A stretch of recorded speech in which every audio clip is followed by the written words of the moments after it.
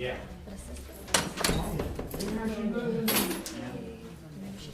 What do you do, Sherry? Good.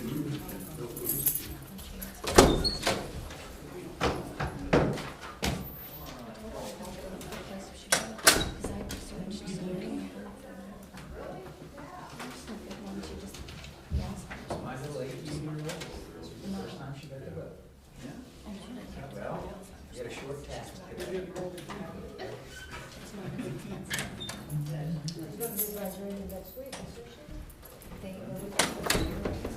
May 23rd, she tells me. Ladies and gentlemen, let's go. I'd like to call this meeting for the Council of the Village of Greenhills for May 2013 to order. Would you all please rise and join us in the national anthem, the Pledge of Allegiance. I'm not singing. I pledge allegiance to the flag of the United States of America and to the republic for which it stands, one nation, under God, indivisible, with liberty and justice for all. Been watching too many baseball games. Would the clerk call the roll, please? Adams. Here. Dries. Here. Halter. Here. Hermes. Here. Walter. Here. Walterman. Here. Merle.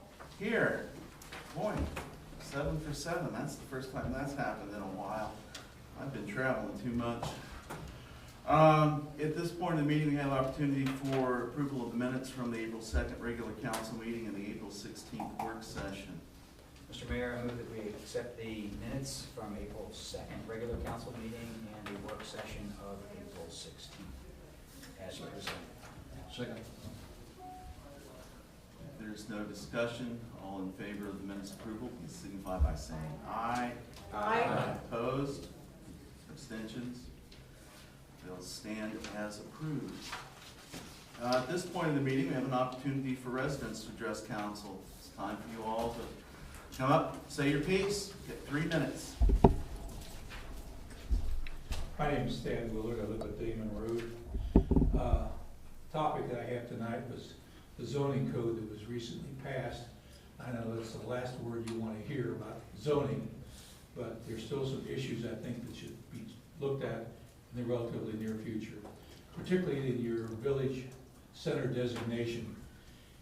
You only call in your zoning for a 10-foot buffer between construction of buildings in that village center and adjoining property. And since you now have OLR property and the white building now zoned for your village center, you have R1 and R2 adjacent property to both of those plats. I think mostly R2 as far as OLR, and as far as the white building, you have R1 and a lot of R2. Now, I don't think anyone, either R1 or R2, would want potential of a 40-foot high building within 10 foot of the lot line. So I respectfully suggest you review your ordinance and perhaps put a buffer in there of maybe 40 or 50 feet from any R1 or R2 zone property.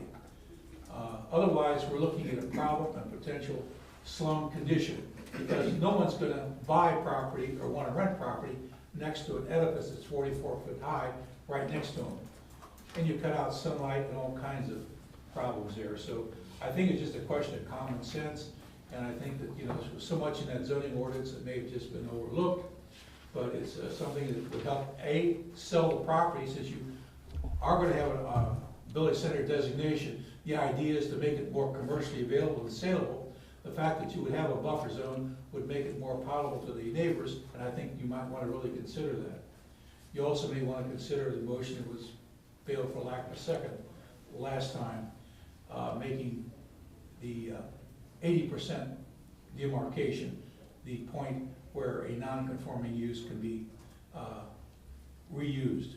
Because under your current zoning, if you read it, under your current zoning, if you more than 60% destroyed beyond the restoration value, your non-conforming use ceased to exist, and you have to go before the Board of Zoning Appeals and perhaps the Planning Commission to get permission to build on your lot, thanks to the zoning is now non-conforming.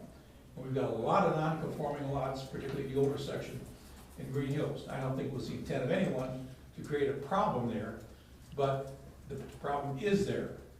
And I would think you might want to look at that, because there's a decent rationale behind that. I think you have an insurance man on your panel, and I think is, at least historically, basements were considered at least 20% of the property, so if you put a cutoff at 80%, you probably cover most of the property in the Green Hills, except for those that just have a crawl space. And I'm sorry, you can't save everybody, but just a question of common sense. Thank you, Mr. Willie. Is anyone else? Moving along, reports of village officials, municipal manager, Ms. Kovac. Thank you, Mayor. I will pull comments on the legislation until we get to the point of discussing our legislation, if that's okay with everybody. Typically, I start with our monthly records requests. I had 2 this month. One was a walk-in who requested all police activity pertaining to the address of 364 Ingram from the period of August 3rd, 2012 to April 29th of 2013. I received another one from Pat Andline requesting the 2013 permit issued to the ice cream truck vendor. So, now, for other items that I want to report, a couple times I've mentioned the Malloy's parking lot and the estimate that we had, which was in the neighborhood of $150,000. Pleased to report, because of some drainage issues that we had dealt with at Malloy's, which seems to have worked, we were able to lower that bid, and we are now around 117,000. So I would like, unless anybody objects, to go ahead and have our engineer proceed with the drawings that we would need to put that out to bid and try to get that job done this summer. What does that mean? What area does it include? It includes the big parking lot that's used by the banquet hall, the picnic shelter, the golf course, the new playground, it's swimming pool, it's pretty widely So it used. doesn't the drive? Not the drive back, but it includes, can you picture where like the island, there's a, and it kind of comes together, it'll start just a little back. Yeah, it really does need it too. Yeah, I mean, given the, the reinvigoration of Always and the golf course, I think it, Yeah, and our costs will go up. foolish of us not to. In the playground? Yeah. That's what it is. Just one question though, are there any potholes on that drive on the way back or anything that could be addressed as well? I thought there was And we'll some. probably try to do that, Okay. yeah, last Because year. it just I seems think like, it was last year when we tried to, maybe it was a year before, but I think it was last year when there were a couple serious ones that we did address, but there were still others, so if we can get that in, we'll certainly do that. And I know we have some deeper repairs to do in the parking lot as well, to make that better. It should look great. Is that Fund 2011 street and road maintenance repair? Is that the? No, actually, this one has to be out of the general fund, because we can only use that for streets. Good, not a dedicated street. Correct. Okay, and also, I just want to mention, not that it has anything at all to do with that particular project, but the state bid, we have talked about the $25,000 threshold that's typical for, you have to bid a bid, that has increased. And in fact, it increased as of last September, and it has now been raised to $50,000, so just want to let everybody know about that. We have a couple of storm sewer issues that have popped up that we're going to address. Don't expect them to be real costly, but you might see some work going on. One's actually behind the shopping center. The one closest to the driveway closest to the Bearcat, old Bearcat. But we believe that storm sewer has probably collapsed there before we fix some potholes. We didn't think we should spend any more money filling potholes until we address the sewer that's underneath there. And then we had a little collapse up on Spoils Lane as well. So we'll be dealing with both of those. Our arborist is going to be down tomorrow and give our service department a refresher on pruning. So they'll be doing some indoor training, and then they'll be going out in the field to actually be doing some pruning on some of our trees. see that going on. That's what's going on with that.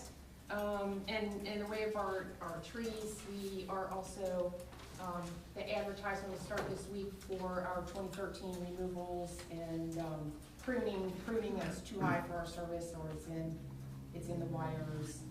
We also have some stump removals, pretty comprehensive list that we have now. So people are seeing the dots. The red dots signify removal. The yellow dots signify some kind of pruning that'll go on those trees. Let's see, our pool is gonna open on May 25th. And we're doing pretty good in the membership category, and the covers off the pool. Pool was just washed. We're gonna be doing a little bit of caulking, and then they'll be filling it. It'll be filled by next week. So it's great to see that already. It's been a long winter. I wanted to let you know that our healthcare renewal process has just started. We start with something called Easy Apps. It's an online where all the employees who are part of our program have to update their medical information for that bid, and that's the one I keep telling you, that's the one oldest have to be an emergency. They start at this point. Once the Easy Apps come in and they put it out to bid, they have to wait for those responses to come back, but nobody will respond within a certain period of the renewal date. And our renewal date is August 1st. So I'll keep you updated on that, but I wanted to let you know it started. I also wanted to let the public know, as well as council, that several months ago now, I started putting our council packets actually on the front page. I do two different ones, one for our actual council meetings, like tonight, and then one for the work session, so that can be clear. But if anybody is wanting to access that, they can certainly do it through the website now, front page. Just look for the header that's about the packet and click on that.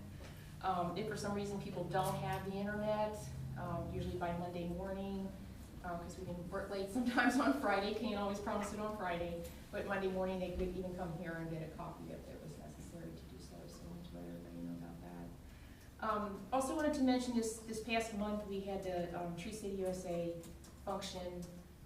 It was absolutely awesome. I just have, there's so many people I could thank. I certainly want to thank Jeff Halter, the beautiful job he did on the poster and the program and many of the different elements of that. My staff just did a great job. Lots of volunteers. Amy Merle, thank her. She was terrific. And I also have to thank the service department. Leading up to that event, there were so many major things, but to the public, they may not have even been that visible. That those guys did, and they did it well, and they just did a great job with it, and I have to thank them too for that. So thanks everybody. I think it was the event we were hoping it would be. So that was really exciting. Sponsors really pulled through. Yeah, they did. We had great sponsors, so that was really helpful. I think that's it for now. I'll get more when we do legislation. All right.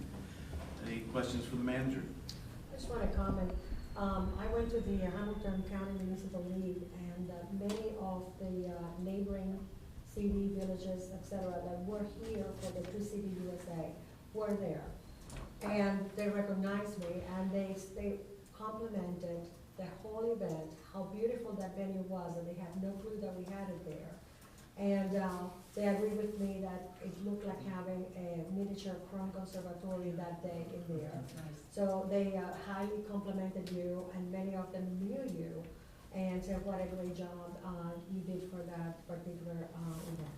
And I concur with that. Thank you so much. And I also wanted to ask you, when would you have a firm contract for the health insurance for our staff? When? That is the one I would anticipate bringing to council in July. In July, Right. with a firm amount, the Yes. final amount. And would that also have some kind of assurance that it's going to be good for a whole year in spite of any changes that may happen on January the 1st? Yes, our renewal is for a year. Okay, and will not waver from that unless there's a very emergency mandate from the president in that case? Right, in fact, our consultant, we use Horan Associates Mhm. for our healthcare, and I'm familiar they with feel them. we'll be probably, first, we're a small group, and I guess the focus right now is on the larger groups. Okay. So that'll be one factor that spares us, hopefully. And yes, because we fall on that unusual cycle, we. So you will not be pretty good. anticipate the major changes then, except for a year from that July? Possibly. Yeah, I mean, even then, the last 2 years since since I've been here, each time we've expected like 25 to 30.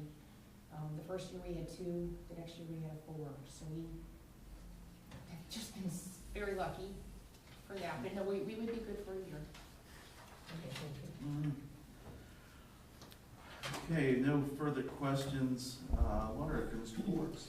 Thank you, Mayor. I'll just give you my brief House Bill 5 update on municipal income tax reform, still in Ways and Means Committee with, I believe, additional hearings are still scheduled. So, still in committee in the House, hasn't gotten anywhere. Is there, if it should come out of committee and get passed by the House, then it would be taken up by the Senate? And is there any activity or hearings on the Senate side right now? No, sometimes, not that I'm aware of. Sometimes if a bill is introduced in one side, they'll introduce a companion bill, and so it can kind of go at the same time, and then when it gets to the end, they merge them together. But I haven't seen any activity in the Senate. It's all in the House. And if nothing is passed by the end of this calendar year, then they start the whole thing all over again, correct? Yes, it would, yeah, That would be a like wonderful. many bills that don't get anywhere during that current General Assembly, it would be, in theory, it could be reintroduced. Okay, thank you. All right. Any questions for the law director? I do. Mr. Forbes, I have 3 separate questions for you. Number one, in ray of the emotion that I did not get a second of, I ask and see how can that be brought back, or any other things, because certain group of neighbors have asked about different things. I want to know how is the procedure, the protocol to follow in order to bring a motion. As I understand it, I cannot bring a motion here to council. I have to bring it to the planning commission because they're the ones that had that power because of the zoning document. We already have passed it here. Is that correct? So you're talking about your motion to Any future motion having to do with the zoning. amend the zoning To code? amend the zoning, Right, correct? it has to go to planning commission, just like the process for this major amendment or Okay. revision of, just like any other revision to the zoning Okay, code, starts how at would- planning commission. How would you advise me to follow through on that? Because since I had on my calendar that we have the planning commission meetings the 3rd Wednesday of the month, I was hoping to bring something in this 3rd Wednesday of the month, and there wasn't one. I was lucky enough to get in contact with the chairperson, and I was advised, no, there wasn't been one. Also, my experience in that situation, in that planning commission meeting, they are not open for discussion. So what would be my protocol to bring a motion to the planning commission without speaking to them? Well, I'll back up, because Okay. now that you have the new zoning code Okay, in place, it has its, what I was talking about before was the amendment process for your old zoning code. But now you have a new zoning code in place that has its own amendment procedures, although I'll have to double check, but I believe it's the same process. Generally speaking, zoning code amendments can be initiated on planning commission's own initiative or by a council. It can be initiated at the council level. And if council decides to initiate a zoning code amendment, it can be, then that can be referred to planning commission for them to take it up. does that mean all of council Yes, has to be in generally- agreement? I'm gonna double check for you, but generally, yes, one council member cannot initiate a zoning code change. How many council members do you need for A that? majority. A majority. How does the procedure goes? We first discuss it here, and then it gets to the planning commission? Because it doesn't seem as simple as it was discussed to be when we passed the vote on that. It seems a little bit more involved. Well, it is, because what was happening at the time was the process for this council to be adopting a recommendation for planning commission. Mhm. And and it was permitted during that time where you could modify the recommendation for planning commission. Okay, so let's say that in June, at the meeting of council of June, I would like to start a process for some kind of amendment on the zoning, a particular part of it. Do I bring here as a motion, or what do I do for that? I'm gonna have to look at what your new zoning code, Okay, and I can send the communication out to the manager and all of council, but I would appreciate that immensely then, Okay. because I would like to know step 1, 2, 3 I from can- there. I'll do that. Okay, and then from here, once the consensus has been arrived, then who takes it to the planning commission? Which member, how many members of council? No Who does? members. No No members No of one council? from council does. If council decides to initiate a zoning code amendment, Mhm. again, I'm gonna refer to what the process is, and then I'll communicate that to everyone. But if council, by whatever that process is, decides to initiate, in essence, it's, the clerk would just send notice to the planning commission that says, council has, desires to initiate this zoning code amendment, planning commission, take it up. Okay, so I'll wait for your email, because there's 3 different ones that I'm looking at. Okay. Second, I briefly talked to Senator Sides in read to the Senate bill about the executive meeting, and he doesn't think that that's going to go anywhere because there's only one person interested in that. What are your findings on that? Since I mentioned it, that bill was introduced, I haven't seen any further Okay. activity on it. So I would probably agree with Senator Sykes that it probably won't get anywhere either. Okay, and on the hearings or meetings that there are, I know that there were at the state level, there were 2 meetings, one on Tuesday at 1 o'clock having to do with House Bill 5. One on Tuesday at 1 o'clock in room 313, and one tomorrow Wednesday at 3 o'clock, and there's going to be 2 more next week. Is there anybody from your firm or anybody from the Hamilton County League, anybody that you know going to be present to have their own peace of mind said? I don't know who, I mean, I will not be attending those hearings, and I don't know if the Ohio Municipal League, they've been in a number of the hearings already. I can't tell you who would be the one tomorrow or any future ones. Okay, the Senator Sykes indicated that whenever it gets to the Senate, that his intention that the state would not collect local taxes. At that point, he would be very much against the House Bill 5 as it is. I had a brief meeting with Connie Pillage, and she also was of the impression that the executive session Senate bill was not going to pass. So it seems like everybody seems very comfortable with that. Although at the Hamilton County Municipal League meeting, everybody was extremely upset about the House Bill 5. There were representatives from all the Hamilton County League, so also from Warren County. We had representatives there, was Senator Sykes there, was Greenhills, everybody was hearing what people were saying, but no one made a commitment. What is your take on that? Well, I know that the Ohio Municipal League has appeared and given opponent testimony. I know, for example, the city manager of one of the other cities that I represent in Warren County has appeared and given testimony against it. I can't speak for the Hamilton County Municipal League. Thank you very much. All right. Anything else for the law director? Hearing nothing. Clerk, Ms. Lives. Thank you, Mr. Mayor. Ordinance numbers 2013-04 CD, 05 CD, 09 F, and 10 TNS, and the April 2013 community calendar were posted as required. Additionally, I attended the National Association of Parliamentarians District 4 Conference on April 12th through the 14th in Alsip, Illinois.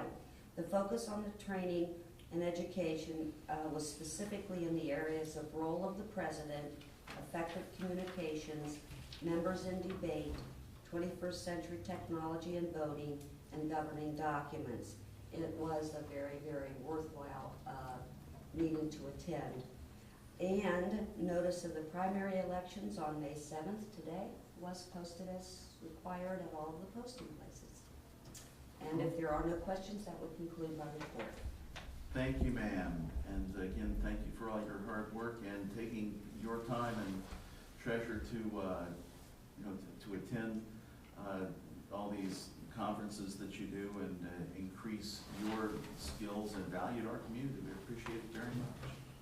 Thank you. I don't see a representative from the police department, but I do see the fire chief. I'm here. Chief Spaeth, report to us, please. I think you and I are busy people, Yeah. Mr. Mayor. I do have a report this evening. First, the statistics for the month of April. We had 56 total details for the month. EMS runs, we had 33 in the village, 2 in the Springfield Township contract area for a total of 35. On fire, we had a total of 21 fire runs, 9 in the village, 6 in the city of Forest Park, 3 in Mount Healthy, 2 in North College Hill, and 1 in Coleraine Township. And we are at 206 runs year to date. So we're keeping busy. Congratulations to 2 of our probationary members who have successfully completed and passed their EMT test, which is no easy task. Eric Tricase and Brad Harden have passed all the testing, so they're waiting for their cards, and they're anxious to make a lot of squad runs. We also have accepted Nick Hosfeld from Latina Court as a probationary member, so it's nice to get someone close by. Last night, once a year, we recognize our life members. We invite them to our monthly business meeting, and we cater in Montgomery Inn, and last night was, I think, the 13th year in a row that we've done this. And I would like to read their names for you. We currently have 13 life members, and they are Bill Bear Sr., Steve Bretz, Mick Brown, Kenny Burke, Jerry Canada, Tom Everly, Ken Fearer, Jack Hoffman, Jack Manning, Dave Portman, Ken Workman, Fred Wright, and Terry Yeager. And those 13 men have combined 285 years of service, of active service to the fire department. And if you throw in their life member time, which counts, it's a whole bunch more. So That means they're pretty old then, aren't they? well, I don't know. Experience. There's a How about couple of them experience? sitting out there, so I want to be respectful to my peers and my childhood heroes. But nevertheless, one of the things that we did last night, and I am wearing it this evening, as you know, the fire department is also celebrating our 75th anniversary. So every member, every life member got one of these shirts, and we had a committee of people that redesigned our logo with the 75 in there. And we had a really nice group photo taken last night, which you all can view on Facebook. So we would encourage you to visit our Facebook page and see what we're doing there. So an honor and a pleasure to be associated with these guys, and it's a great thing. So and it's really a neat event, and I know they appreciate it, and we enjoy doing it. So congratulations to those guys for their service to the community. So we have purchased 2 new AEDs. Well, we've ordered 2 new AEDs through we received an Ohio Department of Public Safety EMS grant for $4,000. So we are replacing 2 of our oldest AEDs, and that's the automatic external defibrillator that we use to bring someone's heart back into rhythm when they have a rhythm that can be brought back. So very important pieces of equipment and expensive. So we're happy to do that. I wanted to take just a moment, and this time of the year in the spring, we seem to get calls and inquiries about recreational fires and open burning and those kinds of things. So I would just want to review for everybody. Open burning is prohibited within the limits of the village of Greenhills. Recreational burning is not. So recreational burning is, according to the Ohio Fire Code, can be utilized in the portable fireplace units that you would buy at a big box store, the little fireplaces, the chimeneas. Those are permitted in the Ohio Fire Code, and we do permit those, provided that you're using seasoned firewood and that it's not giving off any offensive smoke. If you are doing that and it is giving off an offensive smoke to a neighbor, then we would ask you to kindly extinguish that. What is not permitted is anything in the ground. A fire pit, a fire ring, bricks that are put together with mortar in professional fashion, it doesn't matter. If it's in the ground, it's not allowed. Some popularity now is the outdoor kitchens with the patios, and if you get a building permit to build something like that with the flue and so on and so forth, then that is permitted. So that's where we are with open burning, and it's always an awkward situation when someone's trying to enjoy a fire and a neighbor is not enjoying it, and it's awkward for us to have to go and deal with that. So if people just do the right thing and take care of their business in the right fashion, then everyone can have an enjoyable summer. And we're working on right now just a one-page flyer that we will post to the village website and to our website, so that when the ladies in the office get inquiries throughout the day, they could refer them to that. And then, of course, they're always welcome to refer them to me, and we'll take care of their concerns on a case-by-case basis. Finally, I would like to report next Wednesday, the Hamilton County, we're having a regional MCI, Mass Casualty Incident Drill. This is a regional effort that will not only involve Hamilton County, but it includes the surrounding counties of Butler, Warren, Claremont, so on and so forth. And this event is going to be held at the Hamilton County Fairgrounds next Wednesday, and we are going to test our mass casualty plan. And we're going to be participating in that. I'll be functioning in one of the command roles in our EMS unit. Our squad will be there. We're going to attempt to transport 300 patients within an hour.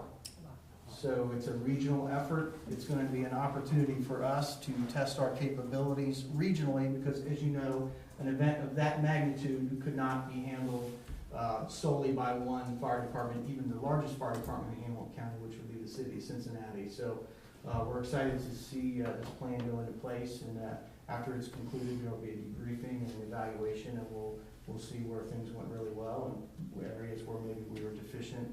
And so we'll be participating in that, and I'll let you know how that all goes. And I believe that's the end of my report tonight. Thank you. Thank you, Tony. We appreciate all y'all's hard work. Again, congratulations to the life members, and I like the shirt. It's nice. Yes, it is. Any questions for the fire department? Yeah, Chief, I went, my husband and I took part of the Baptist Church for the benefit for the fire department and Yes. EMTs. Do you have the results of the earnings for that day yet or not? I do not have the results of that. I'm glad you asked about that. I should have mentioned that. It was pretty lightly attended, but I don't have any results in. But There were the regular vendors there and so Right. forth, and it was a slow flow, but it was attended. it was a nice event. Julie Sheets puts that together for us, and she does one heck of a job with doing that. And so we'll see how it goes. So I think we did okay on it. I don't think we're going to be buying any fire engines with what we earned over there, but every little bit helps. I also wanted to share with you that during the winter time I had not seen one of the citizens, and I found out that she had been ill for a while. And her commentary was for the emergency crew that had to take her to the hospital and so forth, how kind it was, and how, even though it was a tremendous stress to have something like that happen, but the fact that it was a neighboring EMTs that attended to her, that's just reassuring how lucky she was, and that you were there to attend. So I wanted to pass that along, sir. Appreciate that. We are very, very lucky to have you. Thank you. And especially with all the news of brownouts in Butler County and many other places letting go of firemen and EMTs and policemen, we are really very blessed to be here with you. Well, we are, and it's a collaborative effort, and, you know, we've established a very good relationship with our neighbors. And, you know, when we have an incident of a magnitude, something as simple as a house fire or, you know, gun room, you know, we have plenty of people coming to assist us as we go to help them, and it, you know, this is how we're making things happen right now. Because there's not any one community that has the financial resources to really properly staff their fire and police departments. It's a very well-known fact, and, you know, you pay attention, obviously, to what's going on in the city of Cincinnati and other places, and, you know, we have our challenges just like the paid departments do as well, because we're all vying for those same pool of potential people. And as those fire departments continue to increase their part-time staffing, that takes away potential people for us. So, you know, the future is not necessarily the merging of fire departments or fire districts and those kinds of things, which are things that are going on throughout the country. Certainly, the collaboration that we're doing is really a matter of survival, and this is how we get the job done. And when you call 911, you're calling because you got a problem, and our job is to come and make the problem better. And so that's what we try to accomplish. So your support and your comments are very well received, and we appreciate it. We may not express that often enough, but we are truly blessed. You guys are great at it, and I, for one, know that we're appreciated by the leadership of Greenhills, and that's key. Because without that, we don't exist, and that would be a horrible thing. Thank you. All right, thank you, Chief. Mayor's report, court receipts. A little behind on this. Let's start with January, just to make sure I've got everything up to the first of the year. To the state of Ohio, $2,141.50. To Hamilton County, $95.50. The Village of Greenhills, $8,703.40 for a grand total of $10,940.40. February receipts, the state of Ohio, $1,787.25. Hamilton County, $126.75. Village of Greenhills, $7,706 for a total of $9,620. The March court receipts to the state of Ohio, $2,409.70. Hamilton County, $100.30. The Village of Greenhills, $11,510 for a total of $14,020. Received a letter from Queen City Metro. They are happy to announce that they're doing some short-term service improvements to a number of their routes. In particular, the one that will affect Village of Greenhills, effective December 1st, 2013, which is obviously not real close, but they're going to extend the Route 20 service that goes up and down Winton Road from downtown to Cobblewood Plaza and Walmart on Winton, and add weekday and Saturday trips. So there'll be a bus at least every 60 minutes for us. The American Legion is in the process of trying to spruce up their building. They're looking, you know, for some donations of paint, supplies, and labor. So, you know, if you're inclined to help, give a call up here to the office. And, you know, we're working on the bill of materials, and obviously, I guess cash would be welcomed by our friends at the Legion. And if you've got time to slop on some paint, I think we'll try to work up a work party for that. We had the Tree City USA event, as the manager mentioned, and this was Greenhill's 28th year, and this was our award that we received for being Tree City USA for 28 years in a row now. It was a great event, and Yvonne and her staff and crew did a wonderful job. I'd like to thank Nate Torps and Delhi both for their donations of plant material. You know, a lot of it was lint, though Delhi did leave us a lot of pansies, add to the fact. And it was just great. It was just great. And they, you know, Nate Torps donated 5 trees that were given away to communities, and it was a great event. And on the following day, I had the pleasure of doing Greenhills' own Arbor Day celebration, so I presented this proclamation for Arbor Day, and it's pretty much a Arbor Day thing. So we've got that, and that was a good event. There were a nice number of folks there. It was a beautiful morning. 2 residents, well, former resident Tom Merle and Cobb Devlin, who is a resident, planted the tree for us. It's an overcup oak, which is really a nice tree. And there may still be some of those saplings down at the Post office. no, post office. Post office. They maybe